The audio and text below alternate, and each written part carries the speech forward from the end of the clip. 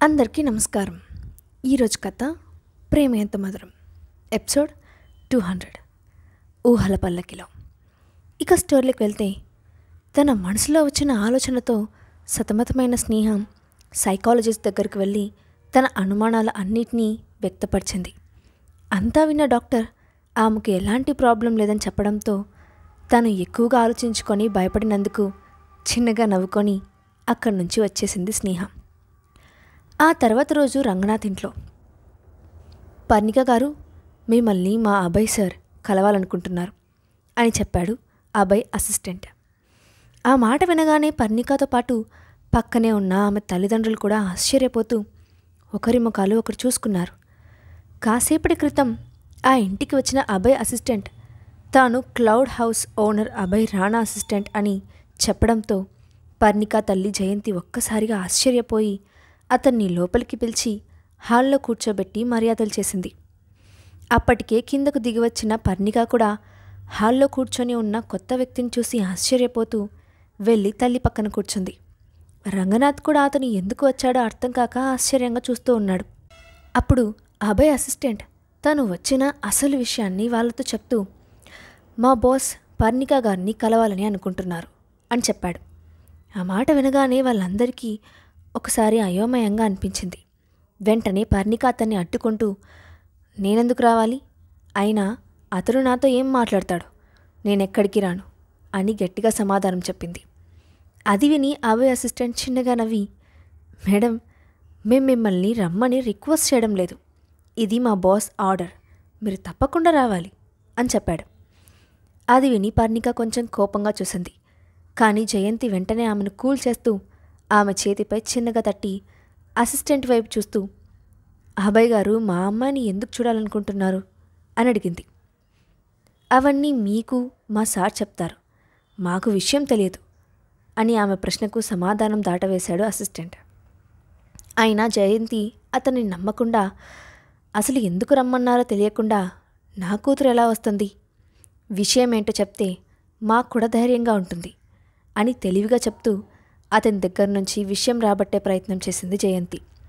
అప్పుడు అసిస్టెంట్ చిన్నగా నవ్వి, నాకు విషయం పూర్తిగా తెలియదు, కానీ మా బాస్ ఏదో ఎంగేజ్మెంట్ పెళ్లి గురించి మాట్లాడాలని అనుకుంటున్నారు అని చెప్పాడు. ఆ మాట వినగానే జయంతి ఒక్క క్షణం షాక్ అయినట్లుగా చూసింది. పర్ణిక కూడా నుదురు చిట్లించి, ఎంగేజ్మెంట్? పెళ్ళా? అసలు మీరు ఏం మాట్లాడుతున్నారు అని అడిగింది. తన కూతురు అభయ్ అసిస్టెంట్తో గట్టిగా మాట్లాడడం విన్న జయంతి వెంటనే తేరుకొని ఆమెను ఆపుతూ పర్ణిక చెవి దగ్గరికి వంగి, పర్ణిక, కొంచెం నెమ్మదిగా మాట్లాడు, ఇదేదో మనకు పనికొచ్చే విషయంలాగే ఉంది అని అంది. ఆ మాట విని అర్థం కానట్టుగా తన తల్లి వైపు చూసి, ఏమంటున్నావు మమ్మీ? ఇందులో మనకు పనికొచ్చే విషయం ఏముంది అని అంది పర్ణిక. అప్పుడు జయంతి, నువ్వు ఒక నిమిషం ఆగు అని చెప్పి ఆమె ఎదురుగా ఉన్న అభయ్ అసిస్టెంట్ వైపు చూసి, మా అమ్మాయికి ఆల్రెడీ వైభవ్తో ఎంగేజ్మెంట్ అయింది, త్వరలో పెళ్లి కూడా జరుగుతోంది. అలాంటప్పుడు అభయ్ గారు ఏ పెళ్లి విషయం గురించి మాట్లాడాలనుకుంటున్నారు? ఒకవేళ అతను మా అమ్మాయిని ఇష్టపడుతున్నాడా అని మనసులో ఒక రకమైన ఆశతో చూస్తూ అడిగింది. ఆ మాట విని రంగనాథ్ వెంటనే ఆమెను అడ్డుకుంటూ, జయంతి, నువ్వేమడుగుతున్నావు అని అన్నాడు.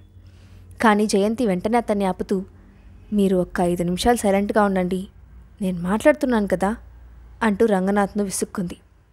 నిజానికి ఆమె మనసులో అభయ్ లాంటి గొప్ప బిజినెస్ మ్యాన్ తన కూతుర్ని కోరుకుంటే వైభవ్ అతని ముందు ఎందులోనూ సరిపోడని, ఇద్దరిలో కంపేర్ చేసుకుంటే ఆస్తిలోనూ అంతస్తులోనూ వైభవ్ కంటే అభయ్ ఎక్కువే అని జయంతికి తెలుసు. అందుకే అభయ్ తన కూతుర్ని ఇష్టపడితే తన కూతురు కన్నా అదృష్టవంతురాలు ఎవరూ ఉండరని అనుకుంది. తన తల్లి మాటలు విన్న పర్ణిక ఆమె వైపు విచిత్రంగా చూస్తూ, మమ్మీ, అసలు నువ్వేం మాట్లాడుతున్నావు? అతను నన్ను ఇష్టపడడం ఏంటి? నాకు ఆల్రెడీ వైభవ్తో ఎంగేజ్మెంట్ కూడా అయిపోయాక ఈ మాటలని ఎందుకు? నేను వైభవ్ను ఇష్టపడుతున్నాను, నా మనసులో అతను మాత్రమే ఉన్నాడు అని గట్టిగా చెప్పింది. ఆ మాటలకు జయంతి తన కూతురు వైపు చిరాగ్గా చూసి, నువ్వు కాసేపు మాట్లాడకుండా ఉండు పర్ణిక అని చెప్పి వెంటనే అసిస్టెంట్ వైపు తిరిగి, మాకు కొంచెం టైం ఇవ్వండి, 5 నిమిషాల్లో తిరిగి వస్తాం అని చెప్పి వెంటనే తన కూతుర్ని చేయి పట్టుకొని పక్కనే ఉన్న రంగనాథ్ వైపు చూసి, మీరు కూడా రండి అని పిలిచి పర్ణికాను అక్కడి నుండి గదిలోకి లాక్కెళ్ళింది. రంగనాథ్ కూడా అక్కడి నుండి మౌనంగా లేచి ఆమె వెనకే వెళ్ళాడు. గదిలోకి వెళ్ళగానే పర్ణిక ఆమె చేతిని వెనక్కి లాక్కుంటూ, అమ్మా, అసలు నువ్వేం చేస్తున్నావు? అతన్ని ఎందుకు ఉండమన్నావు? వెళ్ళిపోమని చెప్పు అని అంది. అప్పుడు జయంతి ఆమె వైపు కోపంగా చూస్తూ, పర్ణిక, నీకేమైనా పిచ్చి పట్టిందా? నీ కాళ్ళ దాకా వచ్చిన అదృష్టాన్ని వెనక్కి తనకు అని అంది. ఆ మాటకు పర్ణిక జయంతి వైపు అయోమయంగా చూసింది. అప్పుడు జయంతి మళ్ళీ మాట్లాడుతూ, అసలు అభయ్ అంటే ఎవరనుకుంటున్నావు? ఆ వైభవ్ అభయ్కి ఎందులోనూ సరితూగడు. అన్నిటికీ మించి ఆ స్నేహ పెళ్లి చేసుకోబోతున్న అక్షయ్కి సరిసమానమైన పోటీ ఇవ్వగలిగేది ఈ అభయ్ మాత్రమే. నేను అతన్ని ఒక్కసారి కూడా చూడలేదు, కానీ అతని గురించి, అతని బలం గురించి విన్నాను. ఒకసారి నువ్వు జాగ్రత్తగా ఆలోచించు. ఆ అభయ్ నిన్ను ఇష్టపడితే నువ్వు అతన్ని పెళ్లి చేసుకోవడం మంచిది. అప్పుడు మన కష్టాలన్నీ తీరిపోతాయి. నువ్వు కూడా ఆ స్నేహలాగే ఒక పెద్ద ఇంటికి కోడలు అవుతావు. ఇక ఆ తర్వాత మనం ఎలాంటి కష్టాలు పడే అవసరం ఉండదు అని చెప్పి తన కూతురికి బ్రెయిన్ వాష్ చేసింది. అప్పుడు రంగనాథ్ మధ్యలో మాట్లాడుతూ, జయంతి, అసలు నువ్వేం ఆలోచిస్తున్నావు? ఆల్రెడీ మన అమ్మాయికి ఎంగేజ్మెంట్ కూడా అయిపోయింది అని అన్నాడు. అప్పుడు జయంతి అతని వైపు కోపంగా చూస్తూ, ఎంగేజ్మెంట్ మాత్రమే అయ్యింది, పెళ్ళి కాలేదు. అయినా ఇప్పుడు మనకి ఈ దారి తప్ప ఇంకేమైనా ఉందా? మిమ్మల్ని చూస్తే ఆ స్నేహను క్లౌడ్ ప్యాలెస్కి అమ్మి తెచ్చిన డబ్బంతా ఆఫీస్లో పెట్టి కొత్త ప్రాజెక్టులని మొదలుపెట్టారు. ఏమైంది? వచ్చిన డబ్బంతా మీ చేతగానితనం వల్ల మళ్ళీ పోగొట్టుకున్నాం. పోనీ ఆ తర్వాత నువ్వేమైనా నీ పెద్ద కూతురు దగ్గరికి వెళ్ళి డబ్బు తీసుకొచ్చావా? లేదు కదా.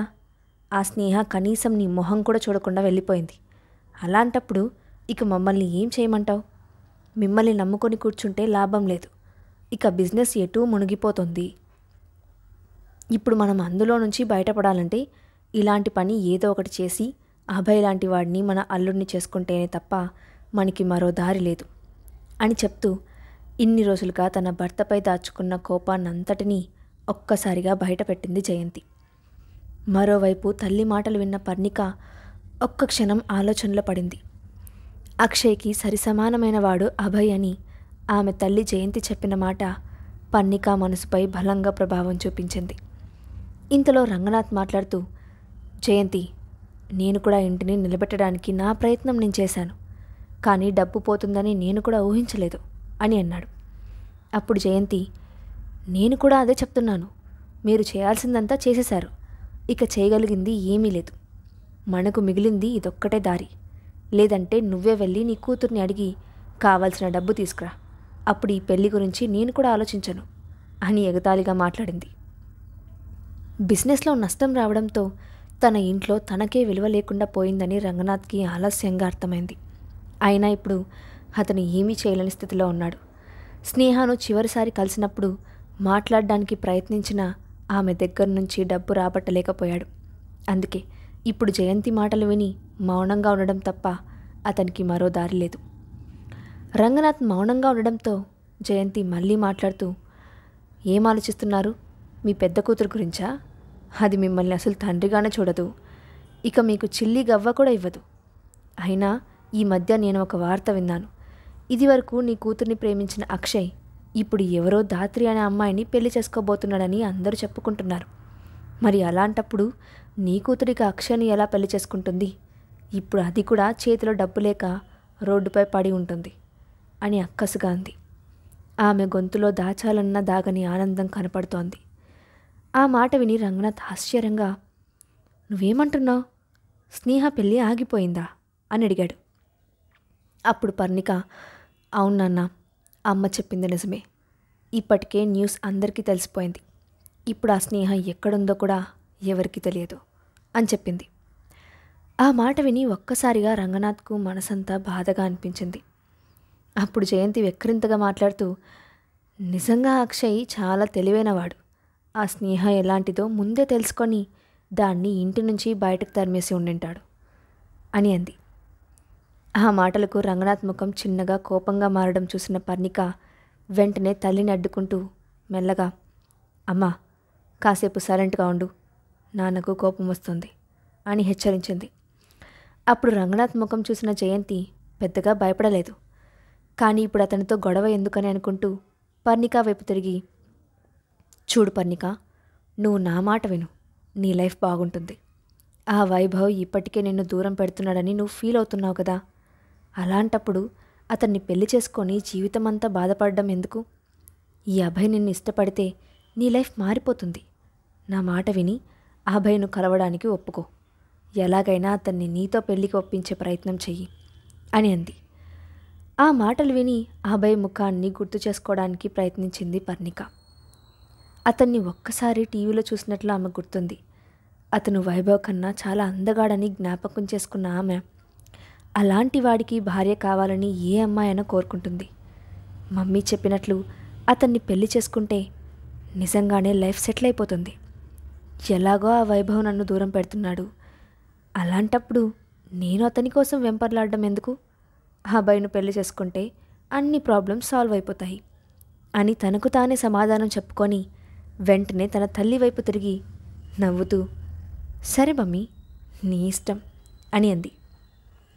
అది వినగానే జయంతి సంతోషంగా, వెరీ గుడ్ బేబీ, మంచి డిసిషన్ తీసుకున్నావు, పద వెళ్ళి అతనితో మాట్లాడదాం అని అంది. ఆ తర్వాత ఇద్దరు హాల్లోకి వచ్చారు. రంగనాథ్ కూడా వాళ్ళ వెనకే నడవక తప్పలేదు. ఆ తల్లి కూతుళ్ళ ముఖాల్లో నవ్వును చూడగానే అభయ్ అసిస్టెంట్కి అర్థమైంది.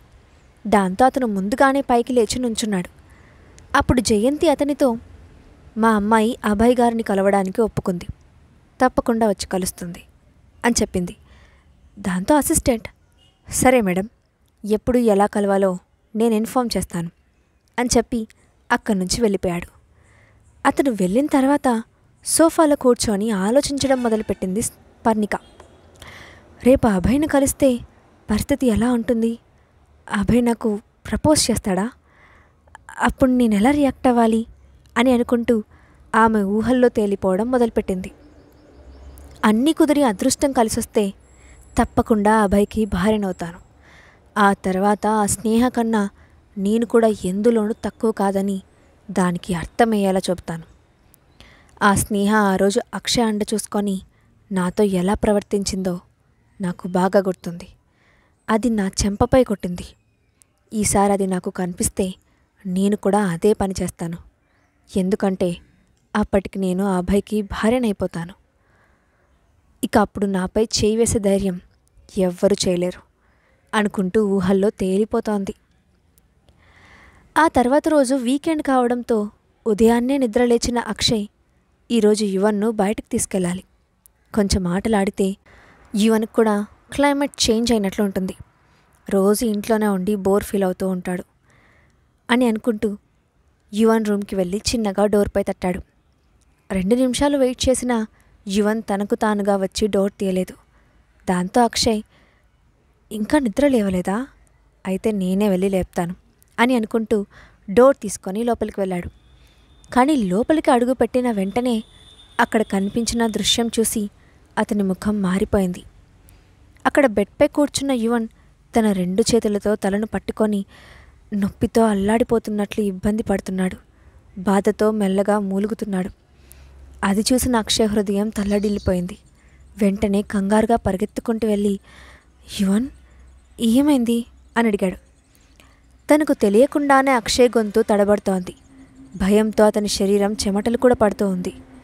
యువన్ను ఆ స్థితిలో చూడలేకపోయిన అక్షయ్ వెంటనే 2 చేతులతో యువన్ను ఎత్తుకొని హడావిడిగా కిందకి పరిగెడుతూనే, అన్నపూర్ణ గారు, త్వరగా డాక్టర్కి కాల్ చేయండి అని అరిచాడు. దాంతో అన్నపూర్ణ తల ఎత్తి పైకి చూసింది. అతని చేతిలో ఉన్న యువన్ను చూడగానే ఆమె కంగారు పడుతూ, యువన్ బాబుకి ఏమైంది సార్ అంటూ అడుగుతూ ముందుకు వచ్చింది. అప్పుడు అక్షయ్, ముందు డాక్టర్కి కాల్ చేయండి ప్లీజ్ అని అన్నాడు. దాంతో ఆమె ఫోన్ దగ్గరికి పరిగెత్తుకుంటూ వెళ్ళి ఫ్యామిలీ డాక్టర్కి ఫోన్ చేసి యువన్ బాబుకి బాగోలేదని అర్జెంటుగా రమ్మని చెప్పింది. అప్పటికే ఇంట్లో ఉన్న సర్వెంట్స్ అందరూ అక్కడ గుమికూడారు. ఫోన్ పెట్టేసిన అన్నపూర్ణ యువన్ దగ్గరికి పరిగెత్తుకుంటూ వెళ్ళి ఆదుర్దాగా చూస్తూ, యువన్ బాబుకి ఏమైంది సార్ అని అడిగింది. ఆమె కళ్ళ నుండి అప్పటికే కన్నీళ్లు కారిపోతున్నాయి. అక్షయ్ మెల్లగా యువన్ను సోఫాలో పడుకోబెట్టి, 5 మినిట్స్లో డాక్టర్ వస్తున్నాడు యువన్, నువ్వు భయపడకు, వెంటనే నొప్పి తగ్గిపోతుంది, అని చెప్పాడు. కానీ ఆ మాట చెప్తున్నప్పుడు అక్షయ్ గొంతు భయంతో వణికిపోతోంది. యువన్ నొప్పితో సోఫాలోనే ముడుచుకుపోతున్నాడు. అది చూసి అక్కడ ఉన్న అన్నపూర్ణతో పాటు అక్షయ్ కూడా లోపలే టెన్షన్ పడుతున్నాడు. ఇంతలో అక్కడికి వచ్చాడు డాక్టర్. అతన్ని చూడగానే అక్షయ్, త్వరగా రండి, యువన్కి ఏమైందో చూడండి, నిద్రలేచిన దగ్గర నుంచి తలనొప్పితో బాధపడుతున్నాడు, ఫాస్ట్గా చెక్ చేయండి అంటే ఒక సగటి తండ్రిలా కంగారు పడుతూ అడిగాడు. డాక్టర్ వెంటనే యువన్ను చెక్ చేసి తనతో తెచ్చిన మెడిసిన్ బాక్స్ నుండి ఇంజెక్షన్ తీసి యువన్ చేతికి చిన్నగా ఇంజెక్ట్ చేశాడు. దాంతో యువన్ 2 క్షణాల్లోనే మత్తుగా నిద్రలోకి జారుకున్నాడు. అది చూసిన అక్షయ్, డాక్టర్, యువన్కి ఏమైంది, ఎందుకంత నొప్పితో బాధపడ్డాడు అని అడిగాడు. పర్ణికాను కలిసిన అభయ్ ఏం మాట్లాడతాడు? అభయ్ గురించి ఊహల్లో తేలిపోతున్న పర్ణిక ఎలాంటి పరిస్థితులు ఎదుర్కోబోతోంది? నెక్స్ట్ పార్ట్లో చూద్దాం. ఈ స్టోరీ అప్డేట్ ఎలా ఉందో కింద కామెంట్ బాక్స్లో మీ ఒపీనియన్ని షేర్ చేయండి. అలాగే ఇలాంటి మరిన్ని స్టోరీస్ కోసం మా ఛానల్ని సబ్స్క్రైబ్ చేసుకోండి. Thanks for watching.